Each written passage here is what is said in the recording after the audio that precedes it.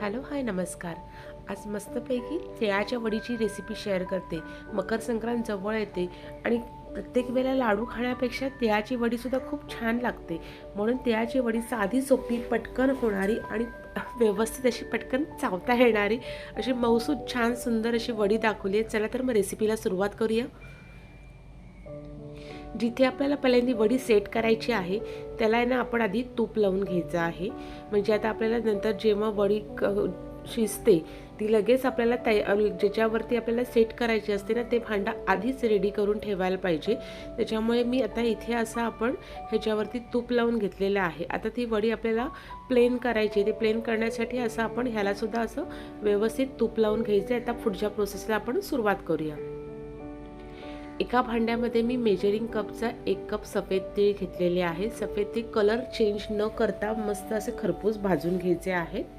जेवढे तीळ घ्याल तेवढंच गूळ घ्यायचं. म्हणजे जर वाटीने किंवा मेजरिंग कपने घेणार असाल तर जेवढे तुम्ही तीळ घेतले असतील तेवढ्याच मेजरमध्ये गूळ घ्यायचा. म्हणजे हे मेजरमेंट सेम ठेवलं ना तर अजिबात तुमची वडी ही खराब होणार नाही, कडक होणार नाही, चिकट होणार नाही आणि एकदम परफेक्ट अशी होऊन जाईल. त्याच्यामुळे आपण इथे तीळ हे भाजून आता बाजूला ठेवून देऊया. 1 कप आपण तीळ घेतले होते. आता 1 कप आपण गूळ घ्यायचा आहे.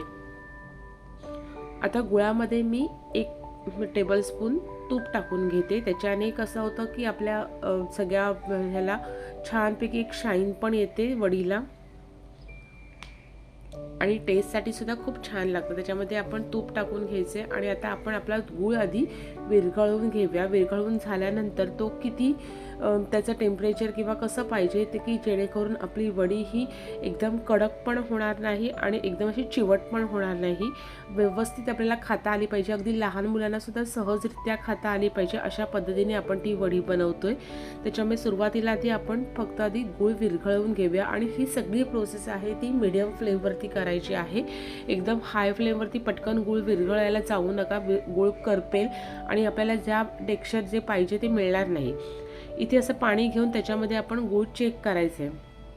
आता सुरुवातीला टाकल्यानंतर बघा एकदम नरम नरम लागते. म्हणजे अजून आपला गूळ शिजलेला नाही, पाक व्यवस्थित झालेला नाही. अजून 2-3 मिनटं आपण व्यवस्थित शिजवून घेतला की तो लगेच तयार होऊ शकतो. त्याच्यामुळे घाई अजिबात करायची नाही आहे की आपल्याला पटापट करायचं. त्याच्यामुळे पटकन असं हे करून हाय फ्लेमवरती गूळ पाकवायचं नाही.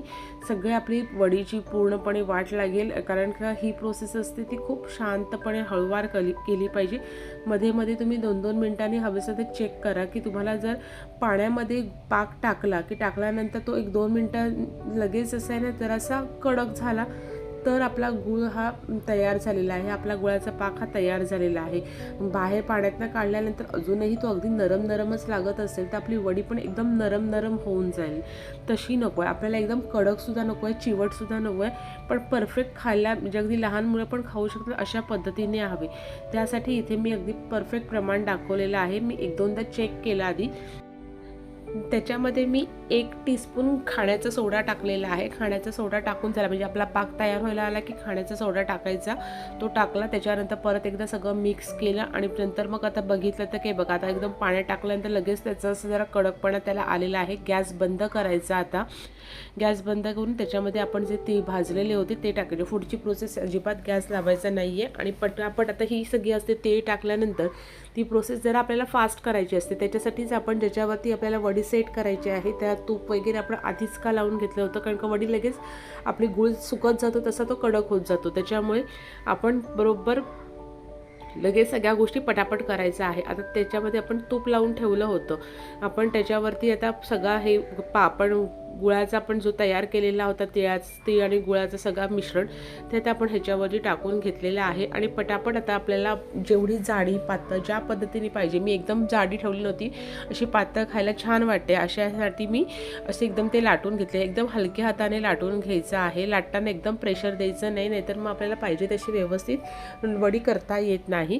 त्याच्यामुळे एकदम हलक्या हाताने तुम्हाला जशी पाहिजे तशा पद्धतीने तुम्ही ती कटिंग करून घेऊ शकता. आता इथे मी जेवढी पातळ मला पाहिजे होती त्याच्यानुसार आपण ते मी लाटून घेतलेलं आहे आणि आता ही गरम आहे तिथपर्यंतच त्याला आहे ना थोडंसं कटिंग करून घ्यायचं. एकदम पूर्ण कटिंग करायचं नाही, फक्त एक थोडंसं कटिंग करून घ्यायचं आणि पूर्ण ती गार झाली की मग परत एकदा त्याच्यावरती परत त्याच कटिंगवरती परत आपण आपली सुरी फिरवून घ्यायची किंवा कटर असेल तर कटर फिरवून घ्यायचा आणि मग आपली वडी ही तयार होते. पण ती पूर्ण गार झाल्यानंतर आत्ता गरम आहे ना तिथपर्यंत अलगद अशी सगळीकडनं आपण ती फक्त सुरी त्याच्यावरनं फिरवून घेतोय, म्हणजे पुढे आपल्याला कट करताना ते सोपं पडतं म्हणून.